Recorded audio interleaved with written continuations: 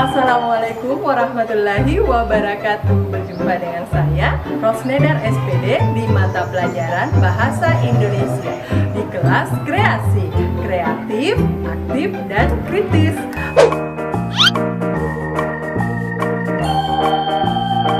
Baik anak-anakku sekalian, hari ini kita akan mempelajari tentang laporan hasil observasi atau biasa yang disingkat dengan LHO. Serta didikku sekalian, di video sebelumnya kalian telah mendapatkan gambaran atau pengantar tentang laporan hasil observasi. Nah, di video kali ini kita akan mempelajari lebih lanjut tentang pendalaman materi dari laporan hasil observasi. Di video sebelumnya juga dijelaskan bahwa pengertian teks laporan hasil observasi itu adalah teks yang dibuat berdasarkan hasil pengamatan atau observasi. Nah, pertanyaannya sekarang, apakah yang dimaksud dengan observasi? Observasi adalah kegiatan mengobservasi atau mengamati suatu objek secara langsung. Nah, pertanyaan selanjutnya adalah informasi apa yang didapatkan dari sebuah teks laporan hasil observasi? Nah, informasi yang didapatkan dalam teks laporan hasil observasi adalah fakta. Kenapa fakta? Karena observasi itu ditulis berdasarkan keadaan nyata dari objek yang diamati. Jadi, semua hal yang dilaporkan dalam teks laporan hasil observasi itu bersifat nyata, tidak bersifat hayalan atau fiktif belaka. Selain itu, teks laporan hasil observasi bersifat objektif. Maksudnya bahwa objektif itu sesuai dengan keadaan yang sebenarnya, tidak bersifat subjektif atau berdasarkan penilaian atau perasaan dari sang penulis. Peserta didikku sekalian, pembahasan kita selanjutnya adalah tentang ciri-ciri teks laporan hasil observasi. Nah, perhatikan slide tayangan berikut untuk melihat ciri-ciri teks laporan hasil observasi.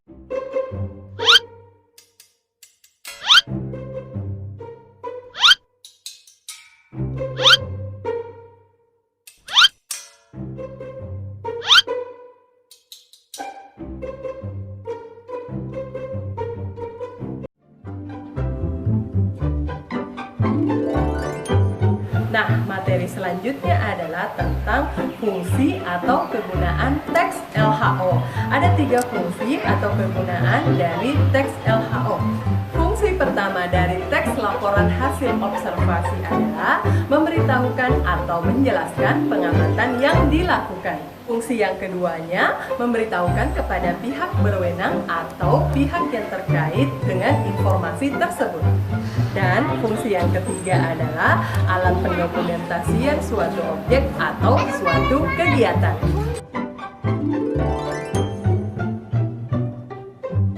Nah, yang tadi itu adalah konsep tentang teks laporan hasil observasi. Selanjutnya, kita akan belajar tentang unsur-unsur atau struktur pembangun dari teks laporan hasil observasi. Teks laporan hasil observasi disusun dengan 3 struktur. Yang pertama adalah pernyataan umum, yang kedua deskripsi bagian, dan yang ketiga adalah deskripsi manfaat. Sekarang kita bahas bagian yang pertama, yaitu pernyataan umum. Pernyataan ini berisikan pembuka atau pengantar terhadap objek atau hal yang akan disampaikan. Bagian ini berisi tentang hal umum tentang objek yang akan dikaji, menjelaskan secara garis besar tentang pemahaman hal atau objek yang dikaji tersebut. Pernyataan umum berada pada awal paragraf, dan dalam pernyataan umum terdapat 2 hal. Yang pertama yaitu definisi. Nah, definisi ini merupakan pengertian atau konsep dari objek yang dikaji. Nah, definisi ini ditandai dengan penggunaan kata adalah, ialah, yaitu, dan lain sebagainya. Yang kedua, pernyataan umum juga ditandai dengan pengklasifikasian atau pengelompokan dari objek tersebut.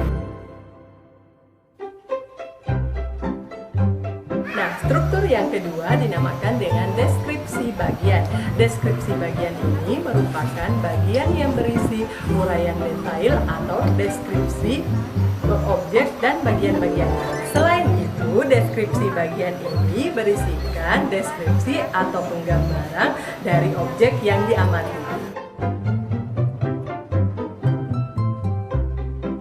Nah, sekarang kita lanjut ke struktur yang ketiga. Struktur yang ketiga ini dinamakan dengan deskripsi manfaat. Nah, bagian atau isi dari deskripsi manfaat ini berisikan atau menunjukkan tentang fungsi atau manfaat dari objek yang diamati. Manfaat objek tersebut dapat dilihat dari berbagai sudut pandang. Demikian tadi struktur teks laporan hasil observasi. Saya ulangi sekali lagi, struktur teks laporan hasil observasi itu ada 3. Yang pertama pernyataan umum, yang kedua deskripsi bagian, dan yang ketiga adalah deskripsi manfaat.